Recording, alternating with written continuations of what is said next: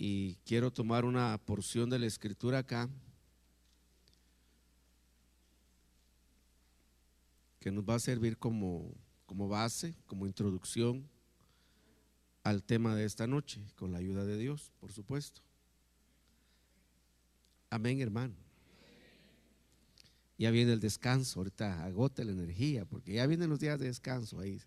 Bueno, descanso relativo, ¿verdad? Usted sabe que vamos a tener actividad prácticamente todos los días de esos días de descanso, porque la Biblia dice que debemos aprovechar el tiempo porque los días son malos y debemos aprovecharlo bien, dice la Escritura. Eso quiere decir en nuestro beneficio, y el beneficio más grande que nosotros podemos buscar es nuestro crecimiento y nuestro desarrollo como lo que somos ahora, seres espirituales.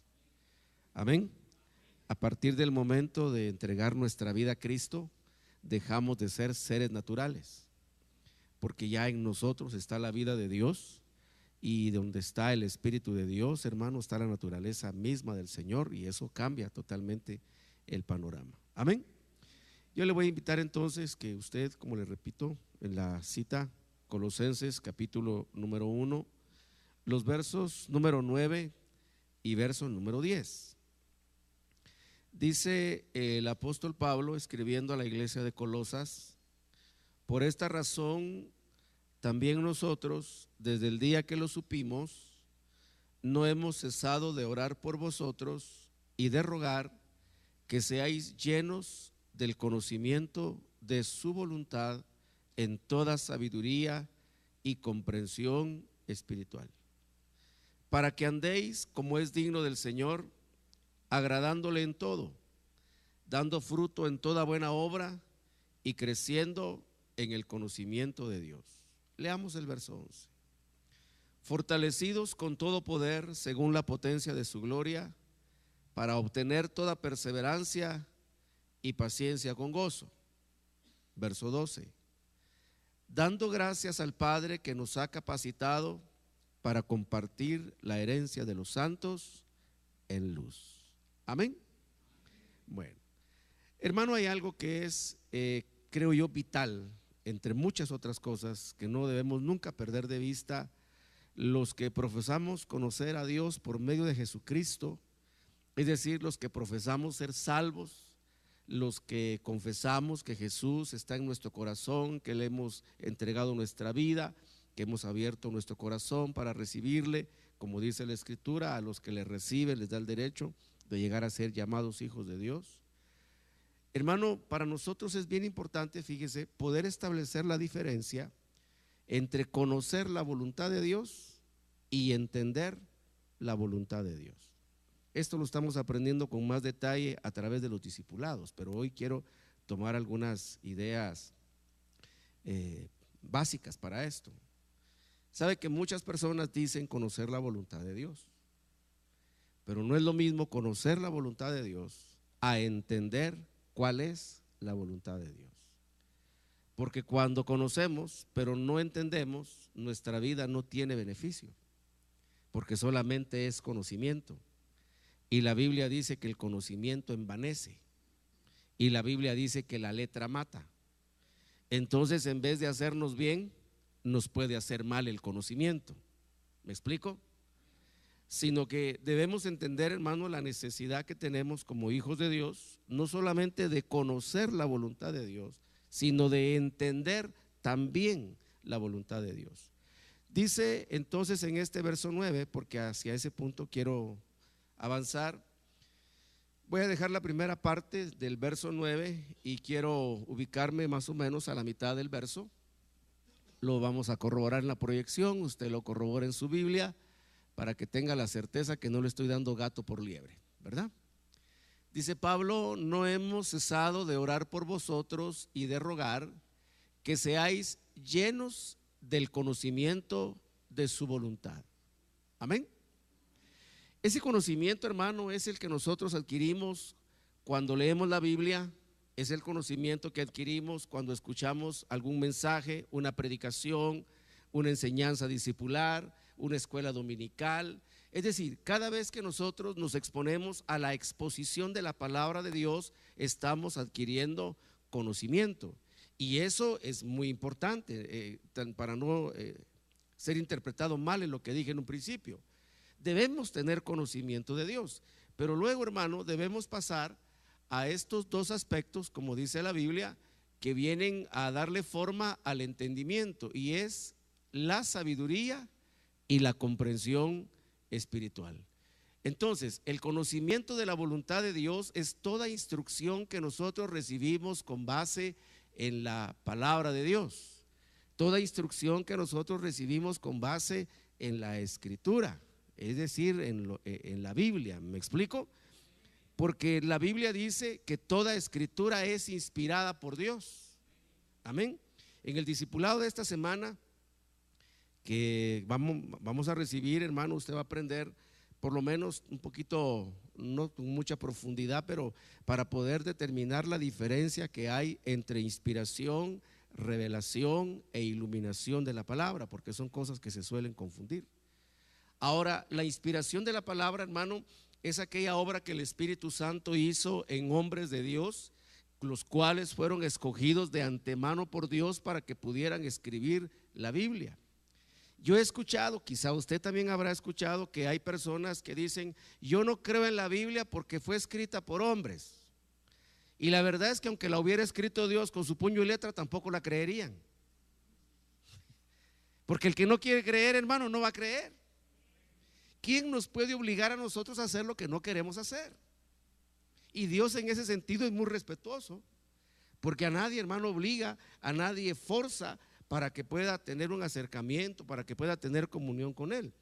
Ahora, ciertamente, hermano, la Biblia fue escrita por hombres, pero dice la Biblia que fueron hombres a quienes el Espíritu Santo inspiró para que pudieran escribir y que quedara registrado precisamente esto. Porque, hermano, toda la Escritura tiene un tema, y ese tema es la voluntad de Dios. No es la voluntad de los hombres. Por eso tampoco es lícito que los hombres pretendamos usar la palabra de Dios para establecer nuestra propia voluntad. ¿Me explico? Porque no es lo mismo, hermano, que nosotros ajustemos nuestra vida a la voluntad de Dios, que ajustemos la palabra de Dios a la voluntad nuestra. Entonces dice el apóstol Pablo, dice que seáis llenos del conocimiento. En otra parte el apóstol Santiago explica o enseña y dice que nosotros no debemos ser oidores olvidadizos, sino hacedores eficaces de la palabra de Dios. Amén. ¿Y por qué debemos ser hacedores eficaces? Porque la Biblia dice que el que es un hacedor eficaz prospera en todo lo que hace. ¿Sabe por qué, hermano, algunas veces los cristianos no nos va bien en las cosas que hacemos, en las cosas que emprendemos? No porque Dios se haya olvidado de nosotros, no porque el diablo tenga más poder de Dios, sino porque nosotros no hacemos lo que tenemos que hacer. Pero cuando damos los pasos de obediencia que debemos dar a la instrucción de Dios, el panorama cambia, por supuesto. Entonces dice que nosotros debemos ser llenos del conocimiento, es decir, recibir instrucción de la palabra. Por eso le decía un poco más temprano, toda escritura es inspirada por Dios. Amén, hermano, toda la Biblia la inspiró Dios. ¿Cuántos creen eso? Yo lo creo con todo mi corazón. Usted sabe que hay diferentes versiones de la Biblia, incluso por organizaciones, ¿verdad? Hay Biblias que pertenecen a diferentes organizaciones y se identifican de esa manera, o sea, dentro de la misma teología y el estudio se dice: es que esta Biblia es de tal organización. Pero, hermano, la esencia de la Biblia es la inspiración que Dios dio a hombres para que quedara registrado cuál es la voluntad de Dios. Amén. Cada vez que usted lea la Biblia, usted debe tener en su pensamiento que lo que está leyendo es la voluntad de Dios. Y eso le va a llevar a un problema que es muy común. Cuando decimos nosotros: yo no leo, dicen las personas, no leo la Biblia porque no la entiendo. Y mientras menos la lea, menos la va a entender. Porque la Biblia es un todo y hay que tener, hermano, un poco de panorama. Algunas veces cuando dice: hermano, llevo tanto tiempo leyendo pero no entiendo nada, digo: usted siga leyendo y se va a dar cuenta que de pronto empieza a entender. porque se está llenando del conocimiento de la voluntad de Dios. Resumió Cristo la voluntad de Dios y dijo: ¿cuál es la voluntad de Dios? Y dijo Jesús: que te conozcan a ti, el único Dios verdadero, y a Jesucristo, a quien tú has enviado. Amén. Entonces toda la Biblia, hermano, tiene dos protagonistas: el Padre y el Hijo, y un maestro que nos enseña acerca del Padre y que nos enseña acerca del Hijo. ¿Y quién es el maestro? El Espíritu Santo de Dios, el que inspiró la Biblia. ¿Me explico? Le aclaro un poquito más. Inspiración es, hermano, que el Espíritu Santo de Dios venía a hombres sujetos a pasiones como las nuestras, con nuestras mismas limitaciones humanas, nuestras mismas deficiencias, hechos del mismo barro, hechos de la misma pasta, pero la única diferencia es que el Espíritu Santo estaba en ellos y les inspiraba a escribir la palabra de Dios. ¿Me explico? Mire, pues es como cuando usted testifica de Cristo. Usted sigue siendo un vaso de barro, frágil, débil, lleno de deficiencias, pero la palabra que está en su boca es palabra de Dios, no es palabra suya. ¿Me explico? De la misma manera, el Espíritu Santo venía a estos hombres escogidos, ellos escribían y entonces el Señor les dictaba por el Espíritu su voluntad y ellos registraban en lo que se conoce como los idiomas bíblicos, registraban la voluntad de Dios. Por consiguiente, escuche lo que le voy a decir: el mismo que la inspiró es el mismo que la puede explicar. Amén. ¿Por qué? Porque el Espíritu Santo no está circunscrito al tiempo, no está limitado al espacio. Dice la Biblia, hermano, Dios es el mismo de ayer, es el mismo de hoy y es el mismo de siempre, porque Él es eterno. Voy a decir una redundancia, pero no encuentro otra forma de decirlo: Dios es permanentemente eterno. Amén. Bueno, entonces luego dice la Biblia: debemos estar llenos del conocimiento de su voluntad en toda sabiduría y comprensión espiritual. ¿Qué es sabiduría? Hermano, un punto vital para poder entender la voluntad de Dios es tener temor de Dios. El que no tiene temor de Dios no va a poder comprender cuál es la voluntad de Dios. Porque el que tiene temor de Dios, hermano, tiene el deseo de hacer la voluntad de Dios y está dispuesto a renunciar a sus intereses, está dispuesto a renunciar a sus necesidades, está dispuesto a rendir su voluntad, está dispuesto a aceptar lo que la Biblia tiene para decirle, porque usted sabe, hermano, que cuando usted lee la Biblia nos dice cosas que no nos gusta escuchar muchas veces. ¿Me explico? Que bueno fuera si la palabra de Dios solo exaltara nuestras virtudes, pero no es así. La Biblia, hermano, es un espejo que nos dice nuestra verdad y nos dice nuestra realidad de una manera clara. Y como es la palabra de Dios, algunas veces, debo admitir, con algunas expresiones que son un poco fuertes, pero necesarias para sacudirnos, para herir nuestra conciencia, porque de otra manera, hermano, nosotros no podemos cambiar.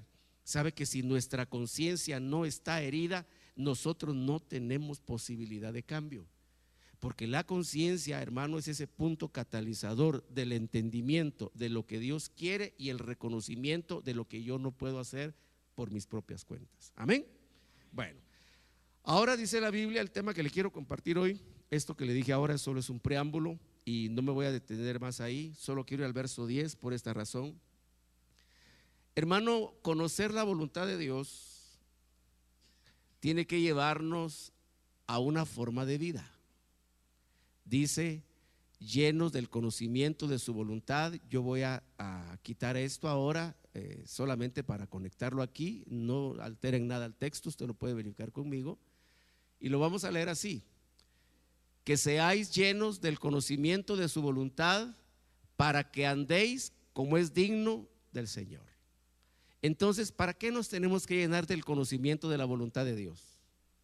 Para caminar como Dios espera que caminemos, no para presumir. ¿Me explico? No para alardear de mi conocimiento de Biblia, no para alardear, hermano, de mi elevado conocimiento y mi alta estatura en el conocimiento, no es para eso. Entonces, hermano, cuando uno se ocupa de llenarse del conocimiento, como le dije antes, porque va al culto de doctrina, porque va al culto devocional, porque va al discipulado, porque va a la escuela dominical, porque va a la actividad de las damas, va a la actividad de varones, lo que sea, es llenarnos del conocimiento para saber cómo tenemos que caminar. Ahora, cuando Dios nos empieza a decir cómo tenemos que caminar, lo primero que uno descubre es que está caminando torcido. Es de lo primero que uno se da cuenta, que no está caminando bien. Mire cómo dice el texto: nos llenamos del conocimiento de su voluntad para que andéis como es digno del Señor. Tristemente, hermano, esto es lo que hace que muchas personas no quieran saber nada de Dios, porque hay personas que profesan conocer a Dios, pero su comportamiento deja mucho que desear. Y nosotros, hermano, tenemos el compromiso como hijos de Dios de dar buen testimonio, para que si algunos se resisten a oír de Dios, por nuestra conducta puedan saber que hay un Dios arriba en el cielo que cambia todas las cosas, que transforma todas las cosas.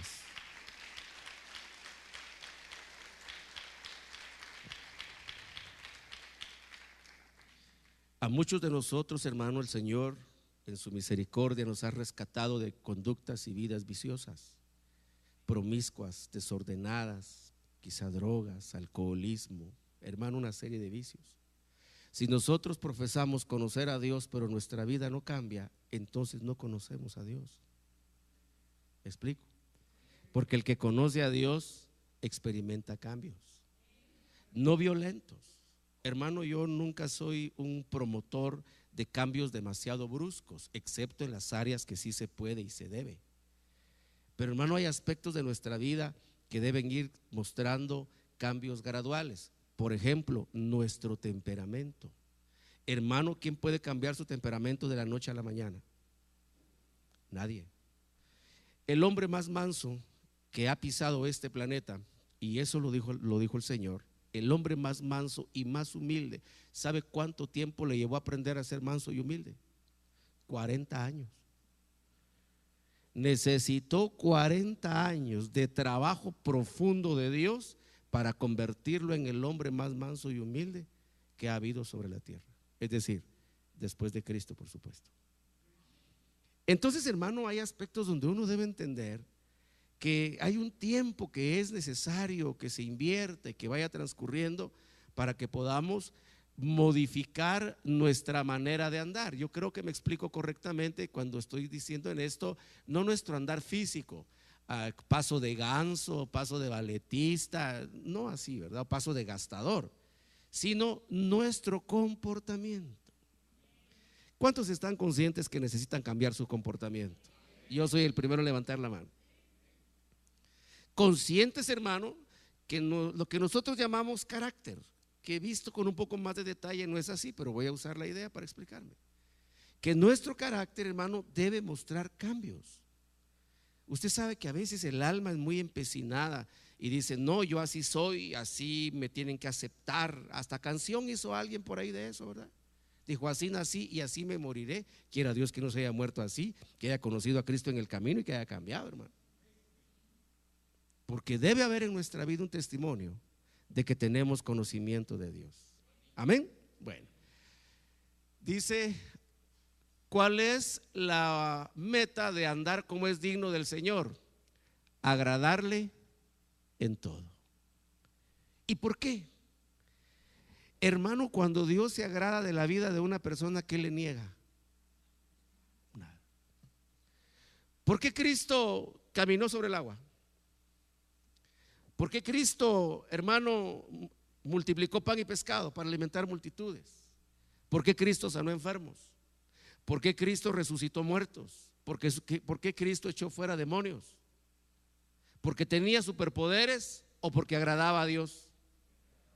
Agradaba a Dios. Si el Señor lo dijo en el río Jordán, este es mi hijo, lo voy a traducir con la misma palabra, este es mi hijo que me agrada, o sea, en el que yo me complazco. Y entonces, hermano, Cristo a partir de ahí dijo unas palabras bien tremendas. Dijo, Padre, yo sé que tú siempre me oyes. Hermano, ¿a usted no le ha pasado que a veces siente que Dios no lo oye? ¿Por qué será? ¿Será problema de Dios? Es problema nuestro. Hermano, es que estoy orando y siento que Dios no me oye. Revise su vida, revise sus pasos, revise las intenciones de su corazón, los pensamientos de su cabeza, las palabras que salen por su boca, las obras de su mano y el caminar de sus pies. ¿Me explico? Porque ahí está la respuesta, hermano. Los jóvenes, cuando están en sus etapas de exámenes, hermano, quieren que el Espíritu Santo les sople todas las respuestas para sacar 100. Pero ¿y si han andado portándose mal, los irá a ayudar el Espíritu Santo? No. Fíjese que yo, hermano, vi una cosa, hermano, mire, lo más asombroso dentro de ese campo, porque hay varios campos donde el Espíritu Santo obra, pero hermano, dentro de ese campo de conocimiento natural, de ciencia natural, hermano, vi una cosa que me dejó con la boca abierta. Vi a una persona, hermano, había que presentar un asunto de un proyecto.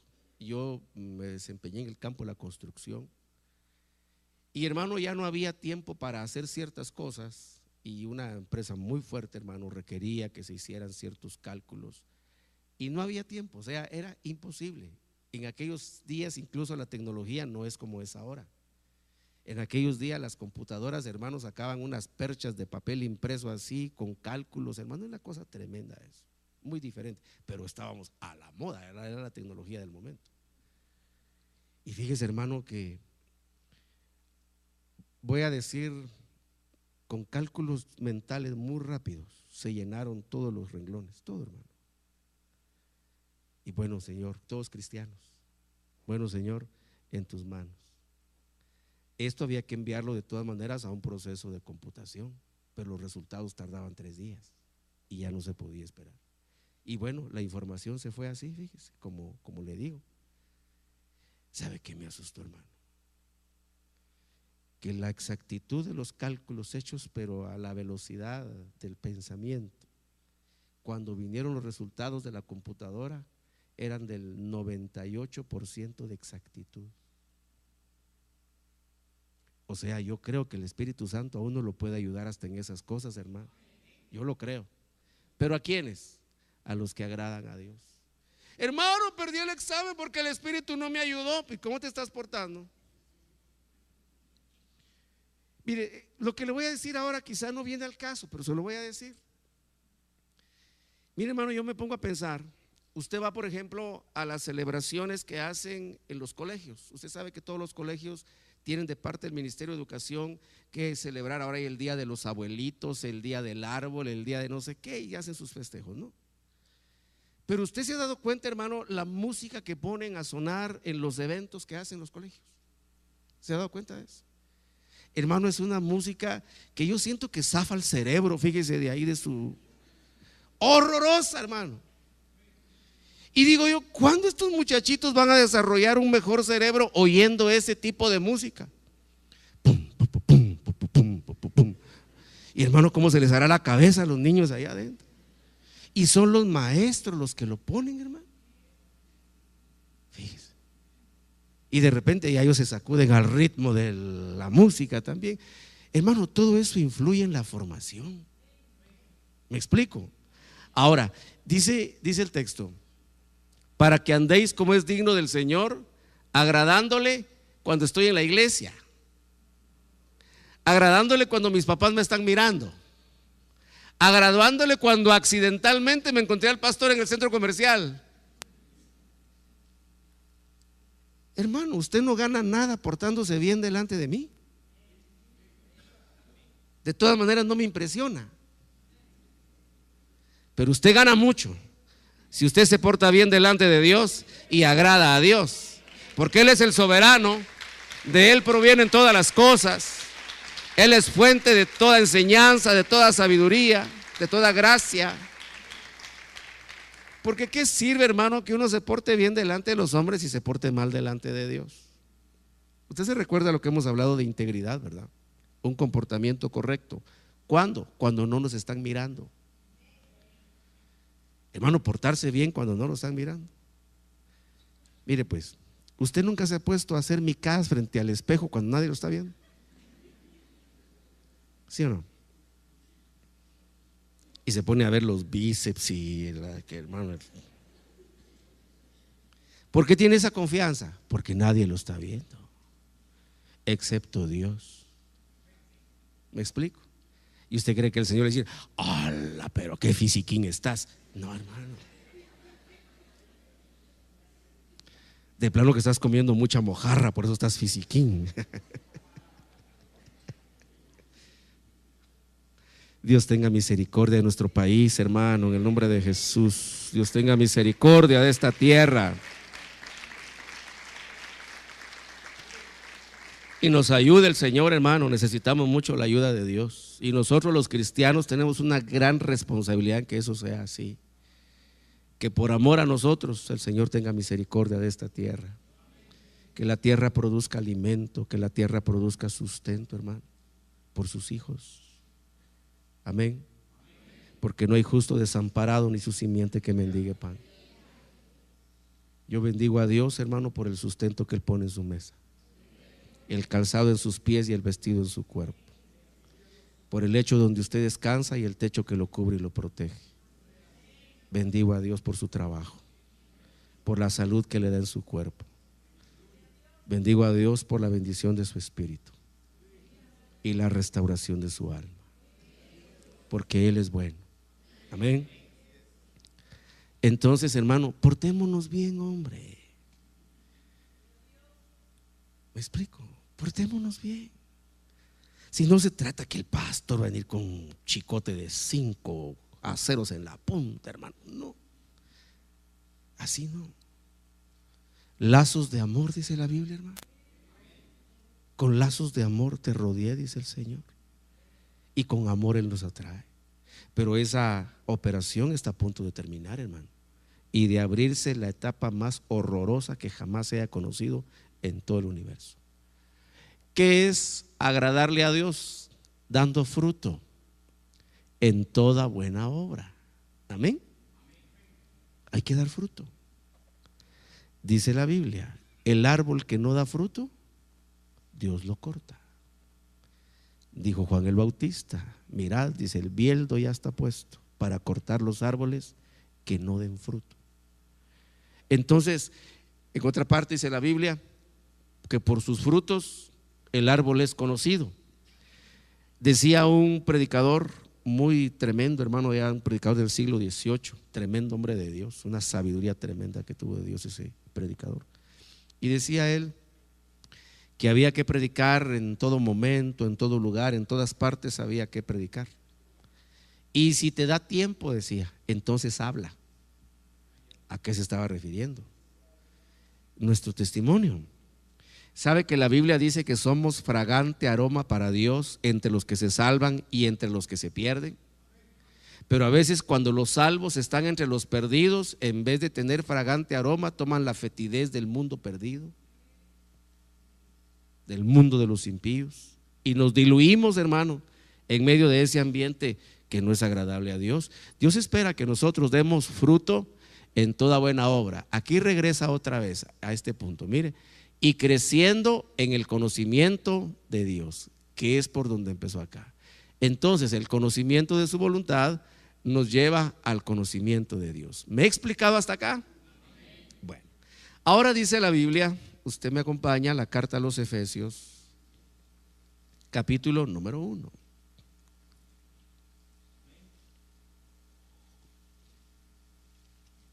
Espero haberme explicado correctamente, porque de otra manera lo que voy a decir ahora se nos puede perder. Verso 9, si me ponen la proyección. Ponme el 8, Cristi, por favor, mija, el 8. Ahí está, el 8 y 9.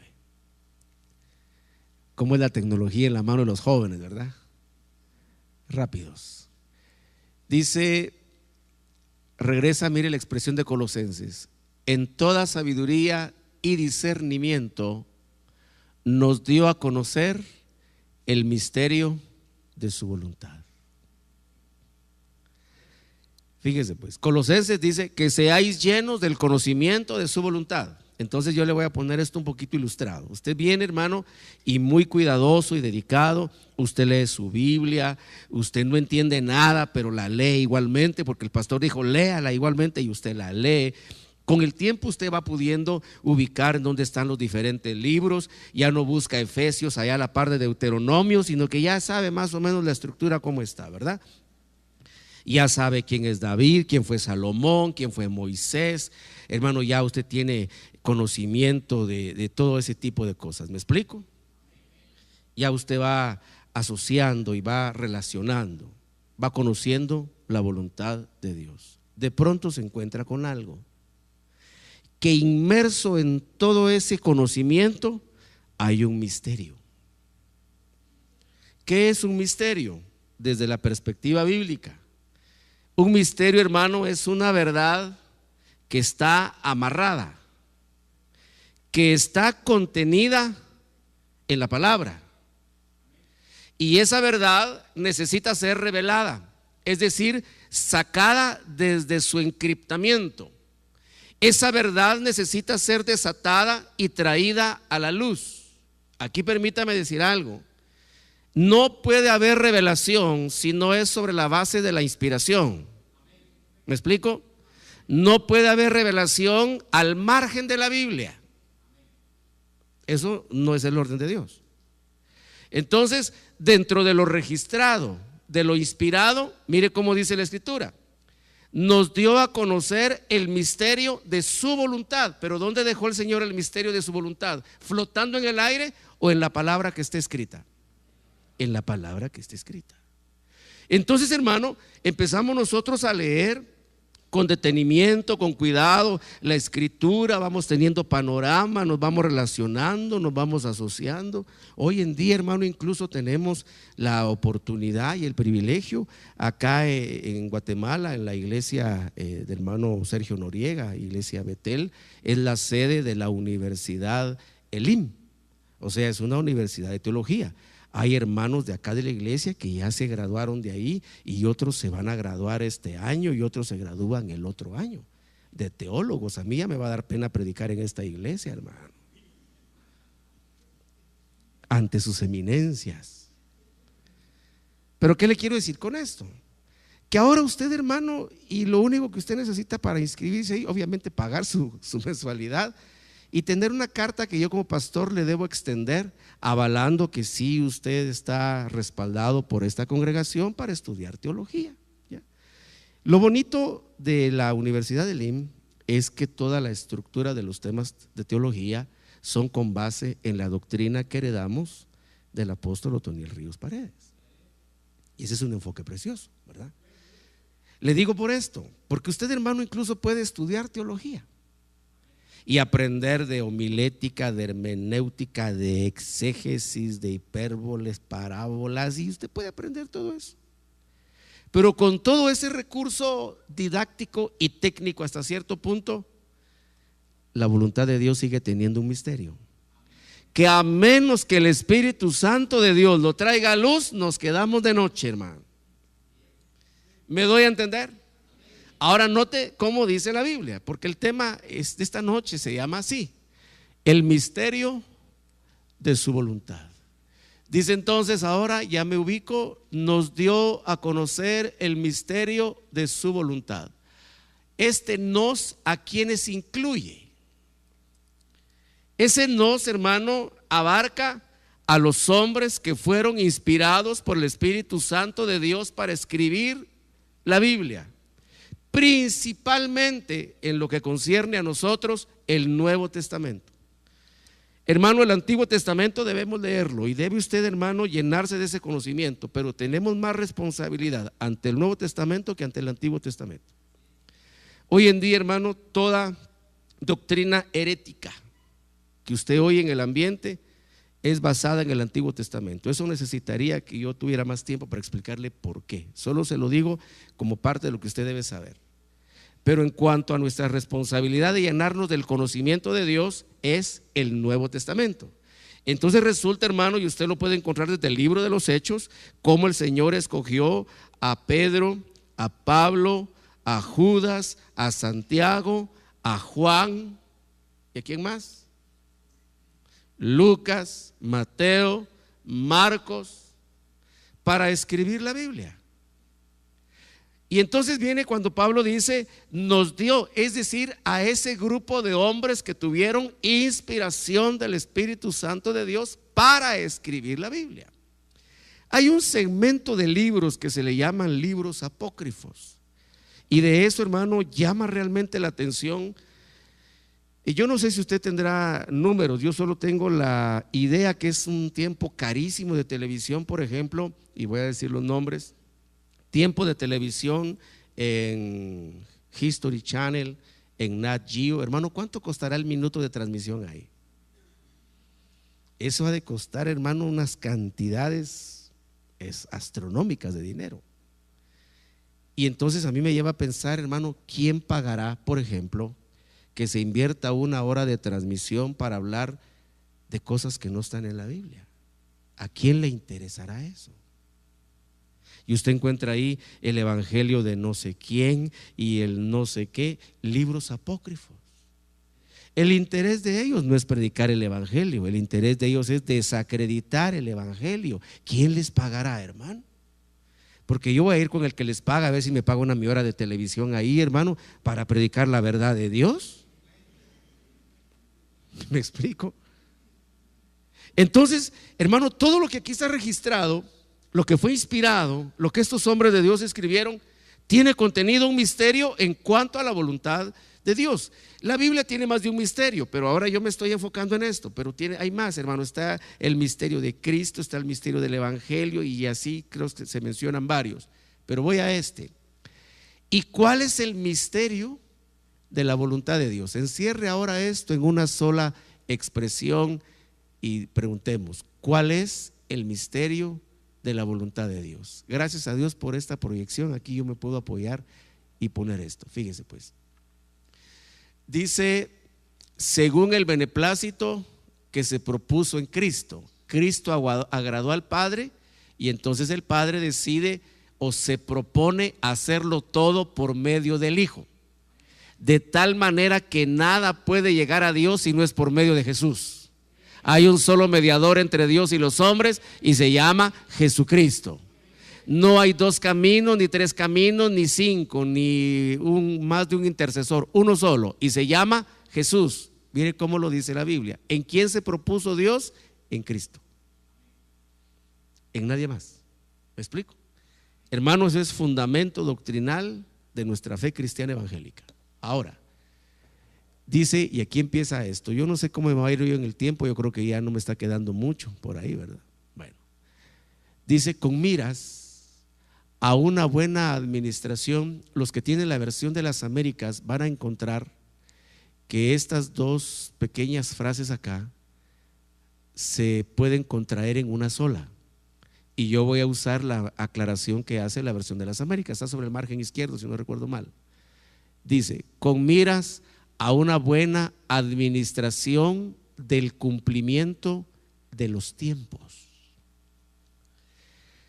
Hermano, la Biblia dice que cuando Dios se propuso salvar, Dios hizo un plan, y se llama plan de salvación.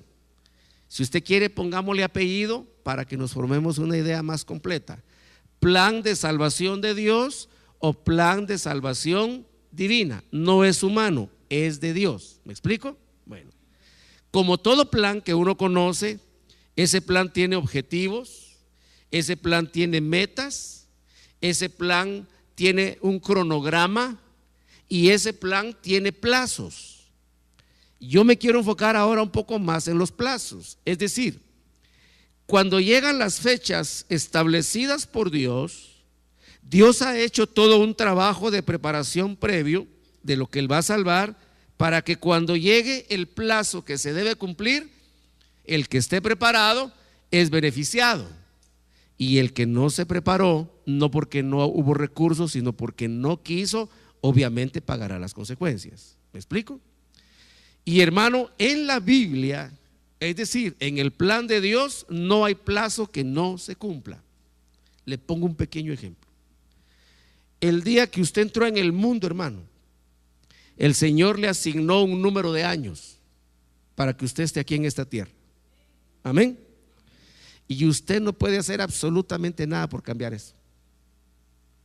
Ahí usted escucha, hermano, los hombres están haciendo grandes inversiones en investigación, principalmente los más adinerados del planeta, hermano, están invirtiendo mucho dinero en ciencia y tecnología para buscar la manera de prolongar el tiempo de vida. Y se está hablando ya, eso que alguna vez fue ciencia ficción, se está hablando ya de cápsulas donde los pueden meter y los congelan y que despierten, hermano, cuando Guatemala esté en el Mundial del 2030. Hermano, invierten grandes cantidades de dinero con eso. Pero la Biblia dice que los hijos de Dios sí podemos alargar los años de vida. Imagínense, le dieron 30 años, pero usted sigue la voluntad de Dios, y la voluntad de Dios, el primer mandamiento con promesa: el que honra padre y madre será de largos días y de larga vida. O sea, al hijo que honra a su padre y a su madre le dan como recompensa años de vida. Gloria a Dios si está viviendo una buena vida, pero si está viviendo una mala vida, ¿para qué quiere más años? ¿Me explico? Si la gente, hermano, cuando entra en una etapa de crisis, cuando entra en una etapa de problemas y de conflictos, lo que menos quiere es vivir, lo que desea es morirse. Y hermano, se empieza a hacer hasta una invocación de la muerte. Y estoy hablando, hermano, de todos los estratos de edades, desde jovencitos, adolescentes, jóvenes adultos, personas de tercera edad, hermano. Cuando entramos en una etapa crítica, lo que deseamos es la muerte. Hay personajes incluso en la Biblia. Job, hermano, que es un emblema del trato y el proceso de Dios, llegó a decir: maldita sea la noche que se dijo un varón ha nacido. Claro, se le habían muerto los hijos, se le murieron las hijas, se le murieron los camellos, las vacas, las cabras, se cayeron sus casas y le dio roña. Dice la Biblia que con un tiesto, hermano, se rascaba para quitarse la incomodidad. Entonces así lo que él deseaba era morirse. Y nosotros no somos en nada diferentes.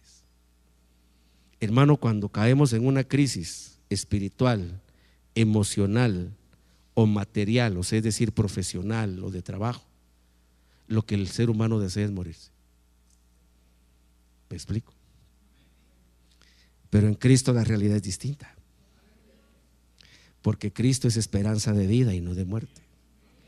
Y aunque ande por el valle de sombra y de muerte, no temeré mal alguno, porque tu vara y tu cayado me infundirán aliento. Hay esperanza. Los cristianos, hermano, tenemos esperanza que Dios cambie la realidad. Y lo que yo he visto, hermano, Dios tiene el poder para cambiar la realidad de una persona en 24 horas. He visto, hermano, personas esta noche son reos de muerte y al día siguiente Dios los ha coronado de vida. Mis ojos han visto eso, hermano. Soy testigo delante de Dios de su poder y de su misericordia. Hermano, he visto gente sumida en la desesperación esta noche y al día siguiente dar voces de júbilo. Ese es el poder de Dios. ¿Me explico, hermano? Ahora dice el texto, usted está conmigo, hermano, Dios es un buen administrador. ¿Cuántos creen eso? Perfecto administrador. Entonces dice que con miras, es decir, con el objetivo de que se administre bien el cumplimiento de los tiempos. Cumplimiento son las fechas, son los plazos para que cada tiempo se vaya cumpliendo. Y hermano, las fechas están determinadas por el Señor. Yo aquí debo hacer una salvedad. Vamos a suponer, hermano, que Dios determinó una fecha acá y dijo: este es el límite. Pero de acuerdo a cómo Él ve el comportamiento humano, toma la decisión de alargarlo o de encogerlo. Amén. Dice la Biblia: días terribles, dolor, persecución, mortandad, pestes, hambruna, bestias espirituales sobre el planeta. Dice, Dios decide acortar esos días por causa de los escogidos. Amén. Pero Dios también los puede alargar, no para que sufran más, sino para dar oportunidad que los que se están arrepintiendo puedan entrar. Le voy a decir esto. ¿Cómo voy de tiempo? Ok, gracias. Fíjese pues. Hermanos, nosotros somos una prolongación de tiempo. Hace 2000 años el plan de salvación debió haber terminado su trabajo. Fíjese. Porque Jesús nace. ¿Para qué nació Jesús? ¿Para ser rey? ¿Sí o no? Él nació para instaurar el reino. Algún contumaz hermano dijo por ahí hace algunos años atrás, dijo: es que cuando Jesús vino no pudo establecer el reino porque encontró gente sin dinero, dijo. Encontró que todos los cristianos Israel estaba sin dinero, eran pobres, y él necesitaba billetes para instaurar el reino. Hermano, ¿desde cuándo Dios necesita tecomates para nadar? Pero así dijo, hermano, y tristemente el final de su camino ministerial es bien triste, muy lamentable. Para mí ya terminó su etapa ministerial, para mí. Dios es poderoso. Ahora, hermano, cuando los plazos se van a cumplir, Dios puede acortar o puede alargar. Amén.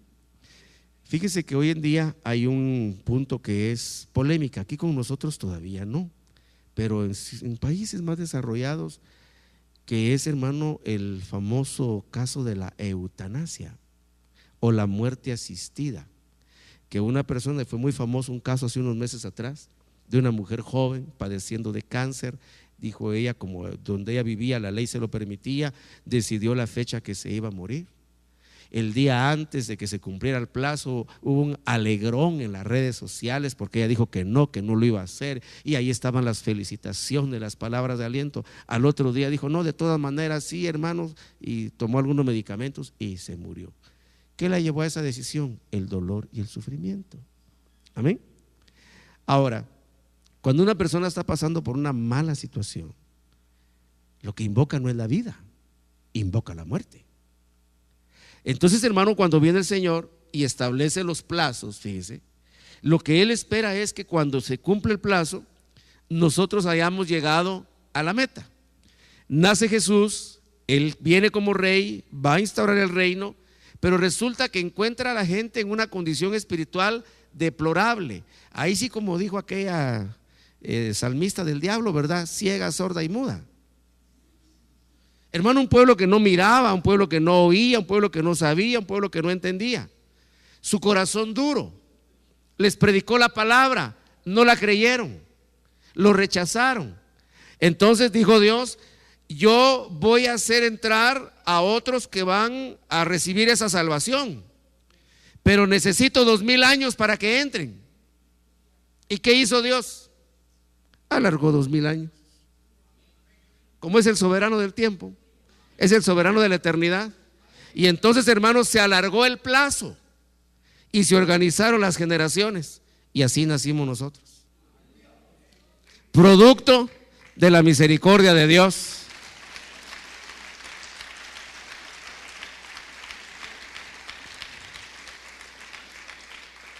Quizá, hermano, si hubieran instaurado el reino, lo más que nos hubieran dado era trabajo de aguateros y de leñadores.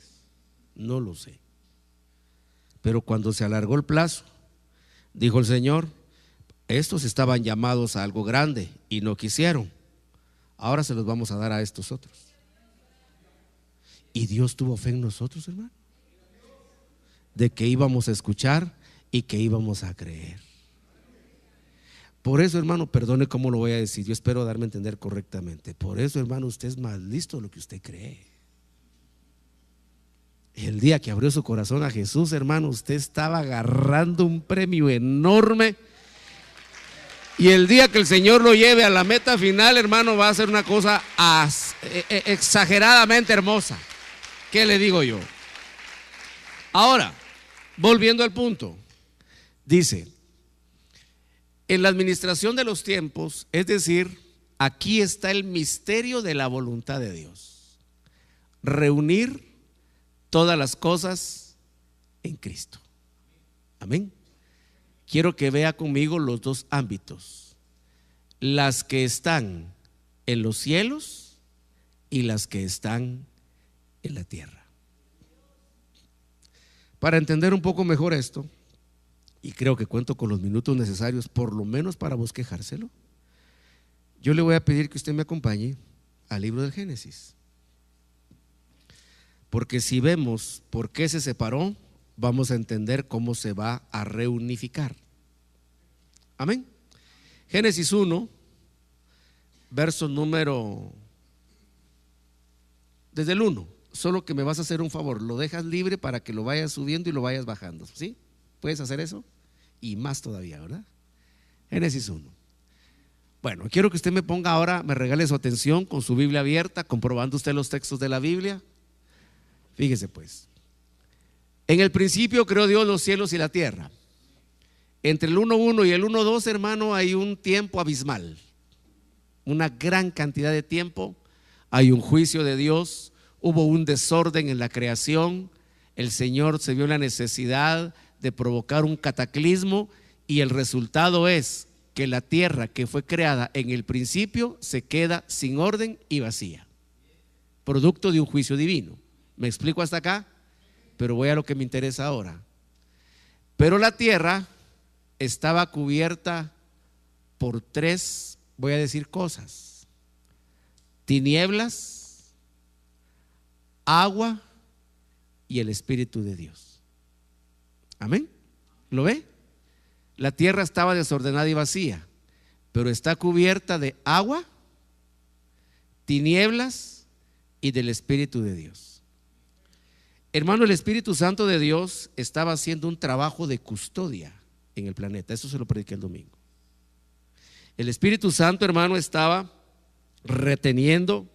La versión de Juan Straubinger, que es una muy buena versión de la Biblia, traduce: y el Espíritu estaba empollando sobre las aguas.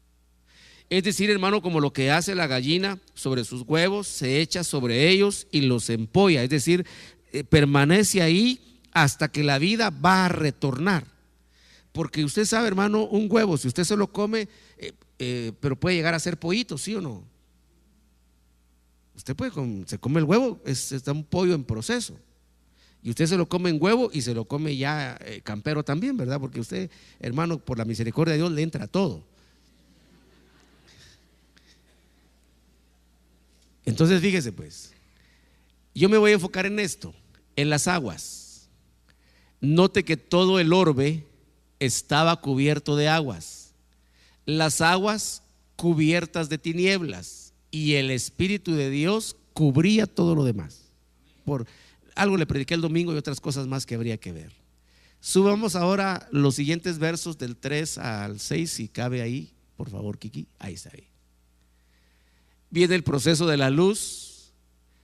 Note, la luz y las tinieblas están mezcladas. Hay necesidad de separarlas. Por eso es que a nosotros nos llaman hermanos separados, porque cuando se nos hizo la luz fue necesario que nos separáramos de las tinieblas. Dijo un predicador, un tremendo pensador del evangelio, dijo: es mejor estar separados por la verdad que unidos por el error. Amén. Y yo espero usted entienda eso, hermano, que es mejor, hermano, estar separados, si es por causa de la verdad, que unidos por un error. Amén. Mira al hermano que está a la par suya, y si él cae en el error, ¿qué haría usted? Ay, no, hermano, el gordo no. Si el gordo, hermano, pues puede irse con Pancho. ¿Sí me explico, hermano? Mire, la Biblia tiene ejemplos tremendos de eso. Entonces viene ahora y dice: viene la luz, y llegamos al verso 6. Entonces dijo Dios: haya expansión en medio de las aguas. Se recuerda que las aguas están cubriendo todo el planeta. Amén. Ahora viene Dios y decide separar las aguas, pero las aguas están revueltas. Yo ya tengo muy poquitos minutos y solo le voy a decir ciertas cosas.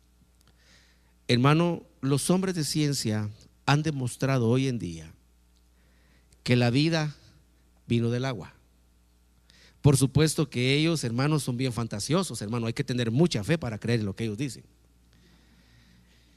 Que nadie sabe de dónde, hermano, pero en el agua apareció un cuerpo unicelular. Nadie sabe quién lo puso ahí, solo apareció. Y de pronto empezó a mover la colita. Ahora está vivo. Y dejó de ser unicelular y se empezó a convertir en pluricelular y dio origen a todos los seres vivos. Hermano, hay que tener mucha fe para creer que eso apareció así nomás.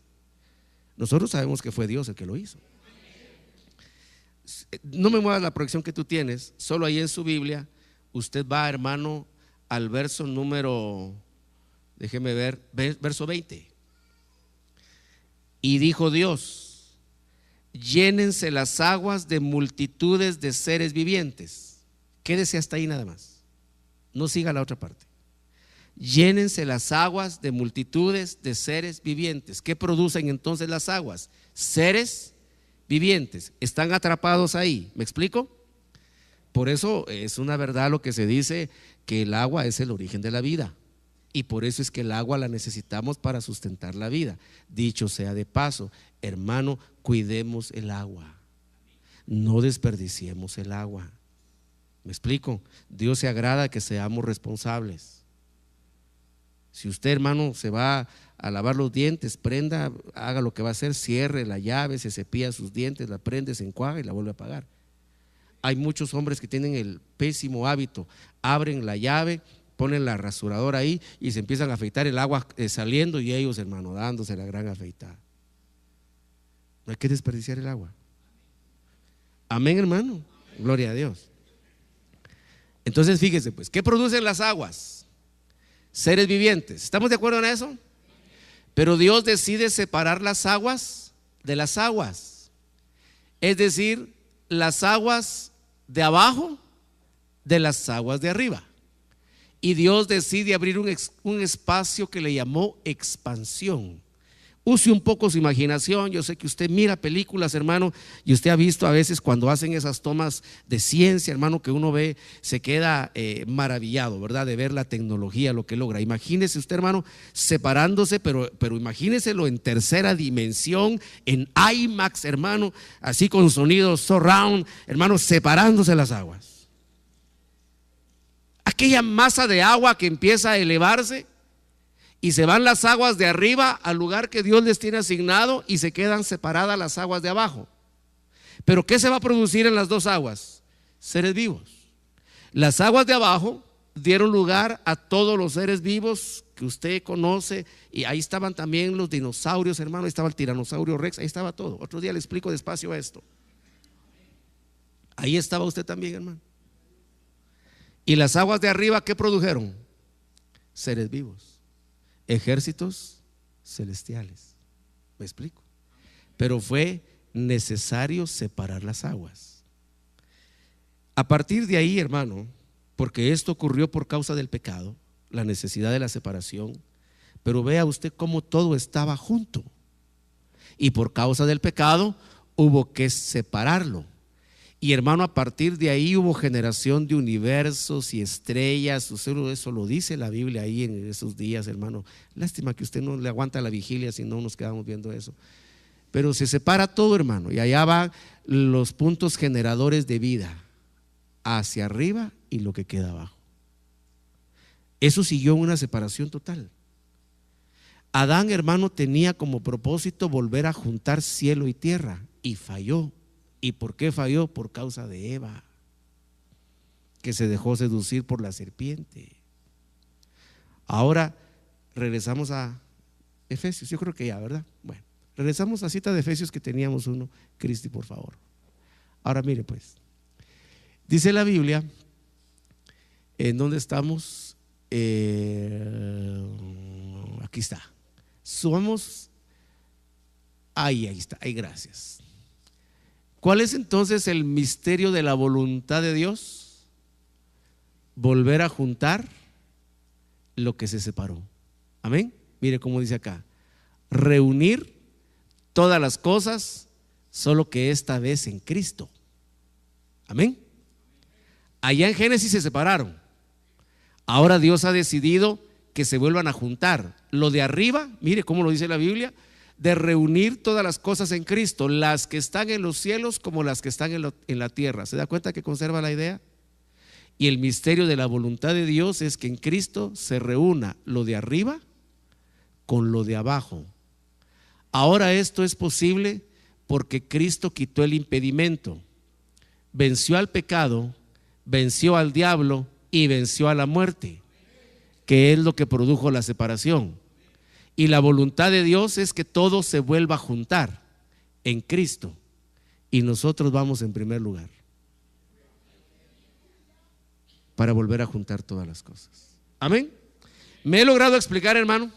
Den una ofrenda de palmas usted al Señor.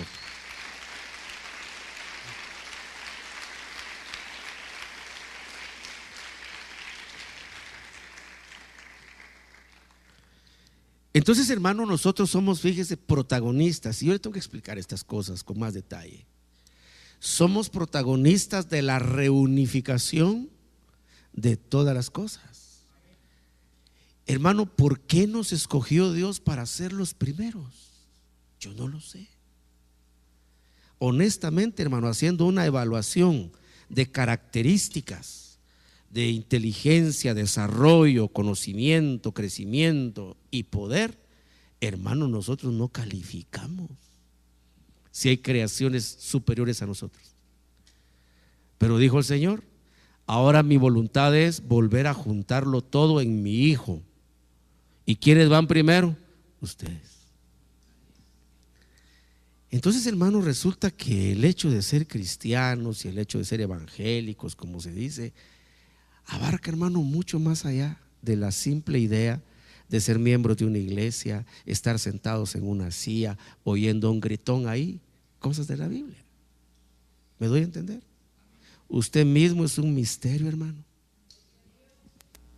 Y por eso, cuando dice agradándole en todo, ¿sabe por qué es? Porque los primeros que logren la estatura de agradar a Dios son los primeros que se van y empieza la reunificación de todas las cosas. Hermano, nosotros vamos a ir a ver cosas extraordinarias desde los cielos. Usted mismo, cuando se vea, se va a sorprender. Entonces, hermano, este evangelio, por esa razón el apóstol Pablo dijo, es que este evangelio es una locura, pero para el que se pierde, mas para el que se salva es el poder de Dios. Amén. Para el que se salva es poder de Dios.